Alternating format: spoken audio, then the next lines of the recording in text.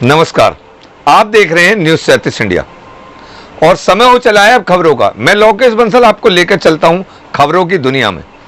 उत्तर प्रदेश के जनपद जौनपुर के मल्हनी विधानसभा में विधायक पारसनाथ यादव के निधन के बाद 3 नवंबर को होने वाले उपचुनाव को लेकर अब प्रत्याशियों ने कमर कसना शुरू कर दिया है और नामांकन के आज 5वें दिन जनपद के दिग्गजों ने अपना नामांकन दाखिल किया, जिसमें पारसनाथ यादव के पुत्र लक्की यादव ने जहां अपना नामांकन दाखिल किया, तो वहीं पूर्व सांसद धनंजय सिंह ने निर्दलीय प्रत्याशी के रूप में अपना नामांकन दाखिल किया। इस दौरान समर्थकों की भारी भीड़ को देखते हुए जिला प्रशासन एवं पुलिस प्रशासन ने प्रवेश द्वार से ही कोरोना संक्रमण एवं सुरक्षा के मद्देनजर पूरी तरह अलर्ट मोड पर तैनाती दिखाई दी। आपको बता दें कि 2017 के विधानसभा चुनाव में मल्हनी विधानसभा सीट से समाजवादी पार्टी के कद्दावर नेता पारसनाथ यादव ने मोदी लहर चलने के बावजूद भी अपनी जीत का परचम लहराया था और अब उनके निधन के बाद इस सीट पर उपचुनाव हो रहा है, जिसमें नामांकन की प्रक्रिया चल रही है। इसी क्रम में पूर्व सांसद धनंजय सिंह ने आज निर्दलीय प्रत्याशी के रूप में अपना नामांकन दाखिल कर पत्रकारों से बात करते हुए कहा कि मेरा किसी से कोई मुकाबला नहीं है, मल्हनी का विकास व जनता के सम्मान की लड़ाई की बात है। तो वहीं दूसरी तरफ लक्की यादव ने कहा कि हमारी भी किसी से कोई लड़ाई नहीं है, जनता का हमें भरपूर समर्थन मिल रहा है, सबकी लड़ाई हमसे है और मैं अपना किसी को प्रतिद्वंदी भी नहीं मानता हूं और न ही मेरा कोई चुनावी मुद्दा है। मैं तो सिर्फ अपने पिता पारसनाथ यादव के अधूरे सपने को पूरा करना एवं मल्हनी के विकास को पूरा करना चाहता हूं। संवाददाता विश्व प्रकाश श्रीवास्तव की रिपोर्ट। नामांकन किया हूँ।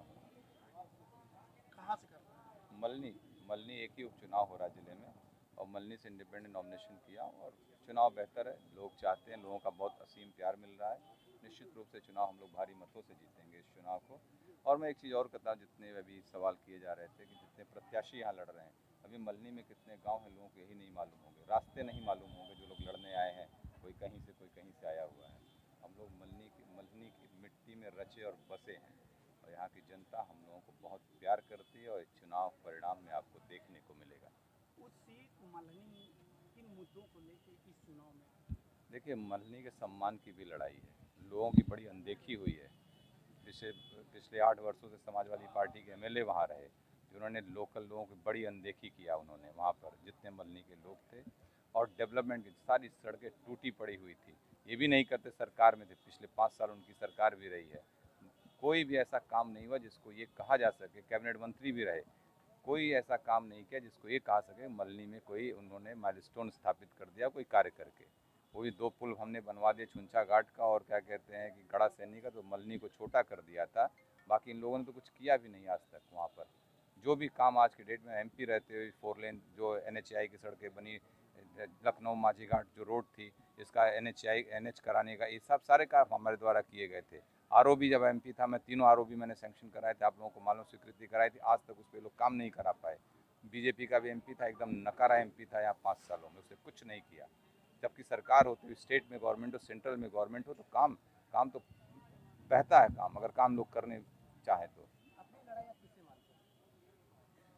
मेरी लड़ाई में मानता ही नहीं किसी से। मेरी लड़ाई जो जात की जो लोग राजनीति करते हैं उनसे लड़ाई है, उस जातीय बंधन को तोड़ना है, उसकी लड़ाई है, व्यक्ति से कोई लड़ाई नहीं है।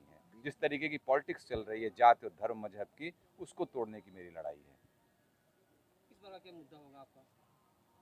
मल्हनी का डेवलपमेंट है, मल्हनी के लोगों का सम्मान है, ये अपने आप जनता खुद ही मुद्दा बनाई है, जनता खुद ही खड़े होकर लड़ रही है चुनाव को। आप क्षेत्र में घूमें और देखें, लोग अपने ये जाके कह रहे होंगे मैं इस जात का हूँ, मुझे वोट चाहिए। हम लोगों के साथ ऐसा नहीं, जाति बैरियर टूटे हैं, धर्म के बैरियर टूटे हैं, सब हर वर्ग के लोग हम लोगों को वोट दे रहे हैं, वो चुनाव खुद लड़ रहे हैं। जहां सभी दल अपने कार्यकर्ताओं के भरोसे चुनाव लड़ रहे हैं, आप निर्दल लड़ रहे हैं, इस तरह क्या? देखिए राजकुमार जी, मैं आपको बताऊं कि मुझसे ज़्यादा कार्यकर्ता इस ज़िले में किसी राजनीतिक दल के पास नहीं है। राजनीतिक कार्यकर्ता के रूप में किसी भी दिन हमको 8 घंटे की 10 घंटे की नोटिस पे आप कोई राजनीतिक, मैं किसी भी पॉलिटिकल पार्टी को चैलेंज करता हूं जौनपुर में। नहीं, आप ये था कि कांग्रेस में जा रहे हैं? मैं कतई नहीं, मेरा कोई ऑफिशियल बयान था, मैंने कुछ कहा था? सोशल मीडिया की, ये सोशल मीडिया एक अपनी इंडस्ट्री है, वहाँ लोग चलाते रहते, कोई भी चीज़ डाल दें, कोई क्वेरी तो करता नहीं, कोई इसको चेक तो करता नहीं है, लोग उसको फॉरवर्ड कर देते हैं एक दूसरे से, उसी में चलता रहता है। चुनाव को ये माना जाता है कि सत्ता का चुनाव होता है, तो आप इस पे ऐसा है, एमएलसी का भी चुनाव लोग कहते थे लोकल बॉडी सत्ता का चुनाव होता था। आप सभी लोग यही थे, आप सब लोग यही सवाल उस समय भी किया करते थे और मुंह की खाई थी समाजवादी पार्टी ने। जितने वोट से हम लोग चुनाव जीते थे उतना वोट समाजवादी पार्टी पाई थी, और जितना वोट से मैं चुनाव जीतूंगा उतना सत्ताधार दल जो है वोट पाएगा। मैं बता रहा हूँ आपको। धन्यवाद। नामांकन कर दिया है आपने, तैयारी कैसी चल रही है? तैयारी मेरी बढ़िया चल रही है भैया, और नामांकन मैंने आज कर दिया। समाजवादी पार्टी के राष्ट्रीय अध्यक्ष जी का निर्देश हुआ कि आज आप जाके नामांकन करो। आज मैंने नामांकन कर दिया यहाँ।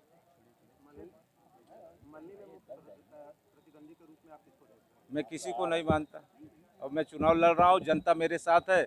मेरी लड़ाई किसी से नहीं है, जो भी लड़ेगा मुझसे लड़ेगा। मैं किसी को भी अपना प्रतिद्वंदी नहीं मान रहा हूँ। आप किन मुद्दों को लेके जा रहे हैं? मेरा कोई मुद्दा नहीं है। मेरा मेन मुद्दा यही है कि पिताजी मल्हनी विधानसभा से 2 बार यहाँ के विधायक थे।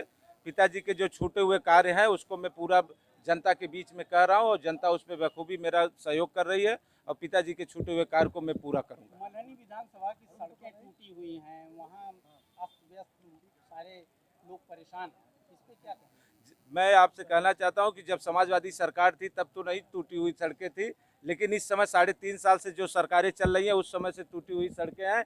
इसका सवाल आप उन लोग से पूछेंगे तो बखूबी अच्छा बताएंगे। 5 वर्ष सपा की सरकार थी, उस सपा की सरकार में पिताजी मंत्री भी थे। कौन सा बड़ा विकास कार्य जो है मल्हनी में जनता की? पिताजी ने ये आप लोग सब लोग जानते थे कि जब पिताजी हमारे यहाँ से मंत्री थे तो बैजा रामपुर का पुल उन्होंने शिलान्यास करवाया। मेडिकल कॉलेज का आप लोग सभी लोग, पत्रकार के मीडिया के भाई सभी लोग जानते हैं, पिताजी के प्रयास से ही राजकीय मेडिकल कॉलेज यहाँ पे आया था। तमाम ऐसे काम थे। गुरियापुर के विद्युतीय वो पावर सब स्टेशन भी पिताजी ने कई कार्य किया है। ये आप लोग सब लोग जानते हैं। अब उसको हम उंगली से गिनाएंगे तो काफ़ी समय लग जाएगा। ये अपनी लड़ाई किससे मान रहे हैं? मैं अपनी लड़ाई किसी से नहीं मान रहा हूँ। जो भी लड़ेगा मुझसे लड़ेगा। मैं जनता मेरे साथ है, मैं अपनी लड़ाई किसी से नहीं मान रहा हूँ, और जनता का आशीर्वाद मेरे साथ बखूबी मिल रहा है। उपचुनाव हमेशा सत्ता का माना जाता है, इस पर आप क्या कहेंगे? मैं इस पर कुछ नहीं बोलना चाहता हूँ कि उपचुनाव सत्ता का कहा जाता है, लेकिन मैं ये विश्वास है, यकीन है मुझे कि जनता मेरे साथ है। इसलिए मैं विश्वास कर रहा हूँ कि सत्ता का चुनाव नहीं है, ये जनता का चुनाव है, और जनता इसको तय करेगी कि मल्हनी विधानसभा का कौन विधायक होगा। धन्यवाद सर।